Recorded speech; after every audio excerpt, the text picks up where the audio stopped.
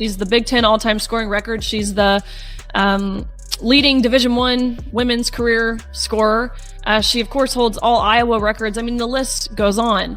It's the same thing watching The View. It's the same thing that Jemele Hill said, saying that Caitlin Clark is problematic.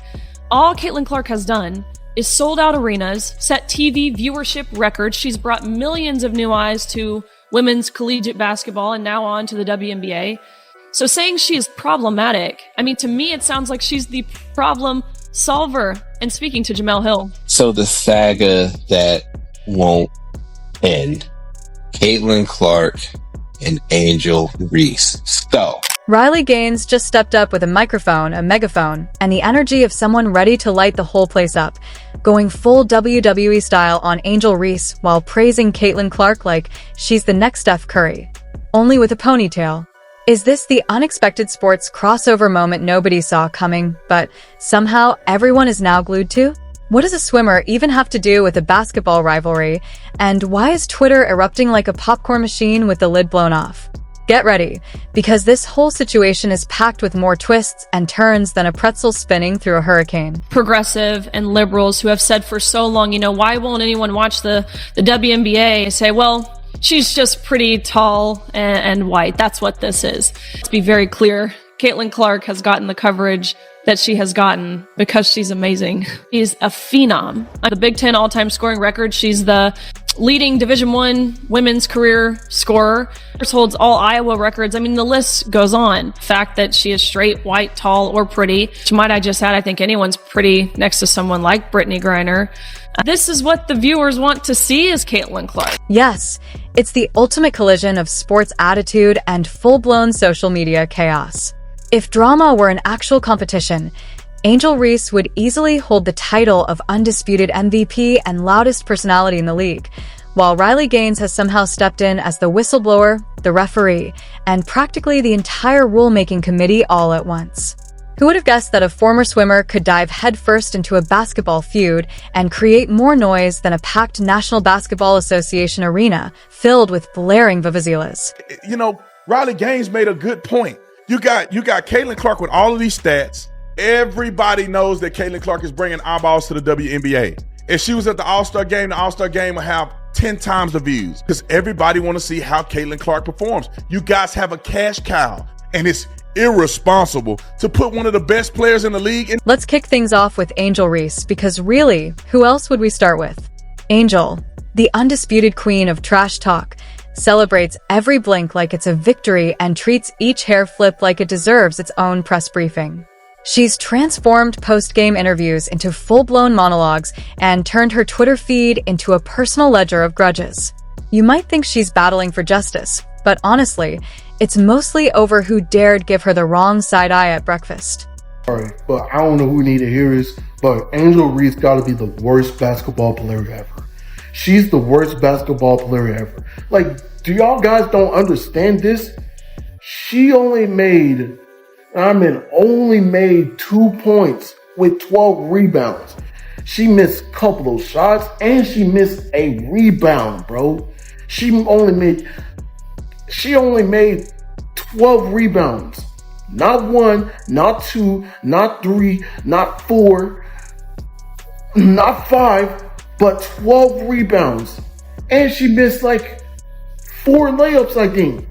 I don't know. I forgot. But this is nasty work for her, bro. Bro, if she keep playing like this, guess what?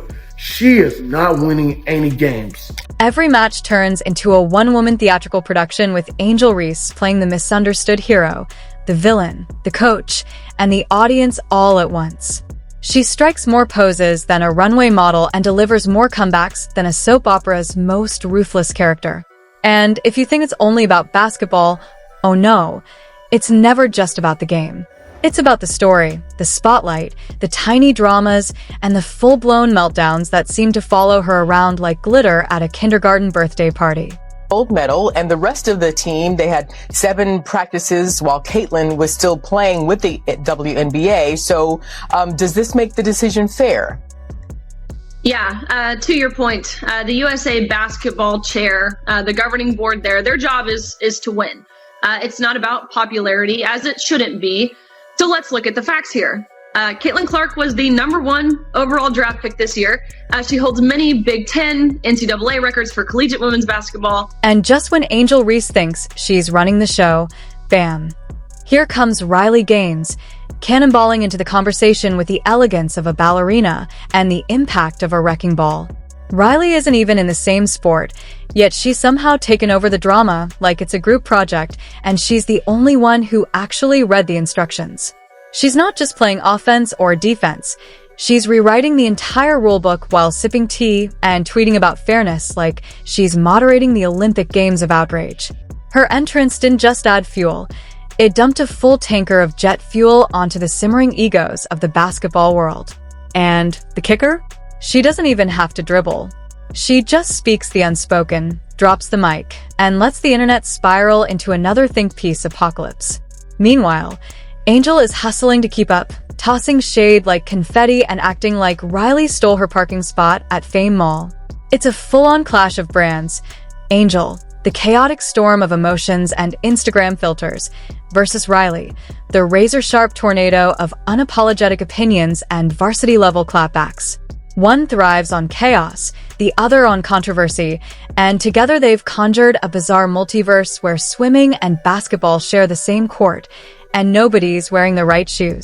I know my teammates count on me for that because second chance opportunities, I'm one of the best rebounders in the country. So I know that's what I can bring to the table every single day. And if I can finish those, that gives a lot of points for us. So I'm just trying to do my job and maximize my job as best as I can. And I know that can lead us to some wins. The playmaking was there, the rebounding was there, everything was there. She looked like the best player in the WNBA. She looked like the MVP. She looked like a player that she deserves all the attention she's getting because she's doing something nobody else in women's sports is doing. Nobody can capture the attention like Caitlin Clark can capture the attention of the human brain. When I'm watching Caitlin Clark and the shot she's hitting, I'm just like, what the heck? I just have to kind of like stand up and just lock in. Like, what am I seeing from this woman? And yeah, man, I could talk about it all day, but let's go ahead and break down this game, man. And through all the chaos, Caitlin Clark is just draining threes like it's nothing, making everyone else's drama feel like background noise at her highlight reel premiere. Somehow, Clark's success has become Angel Reese's personal villain origin story. Every three-pointer Clark sinks seems to unlock another level of Reese's resentment, as if she's playing a video game called Insecurity Quest, The Iowa Chronicles. Clark could shoot from the moon, and Angel would still take it personally. No, Angel, she's not throwing shade. She's just making buckets. Then there's Riley Gaines. Remember her? The swimmer who got so frustrated losing to biological males that she turned her post-athletic career into a full-time TED Talk on fairness in sports. Riley has become a one-woman spotlight for anything she sees as unjust in athletics, and when she caught wind of the Reese versus Clark melodrama, you could practically hear her cracking her knuckles across state lines. Riley didn't just enter the conversation.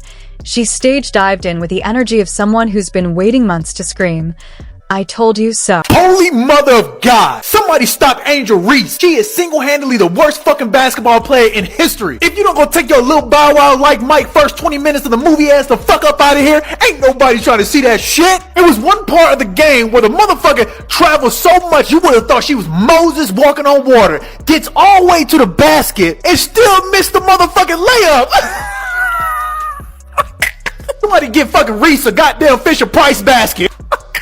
You would have thought Captain Jack Sparrow was out there playing fucking basketball. No, let me tell you what happened. She realized she makes more money on Instagram and all these fucking endorsements in the last 8 months she been hooch your mama. Angel Reese may strut like she owns the spotlight, but every camera, every headline, and every viral moment is following Caitlin Clark. Reese shines and rebounds, but Clark turns every possession into a highlight reel, drives ratings, and makes women's basketball feel like prime-time must-watch. No matter the flash or chains Reese rocks, Clark is the engine, the showstopper, and the reason fans tune in.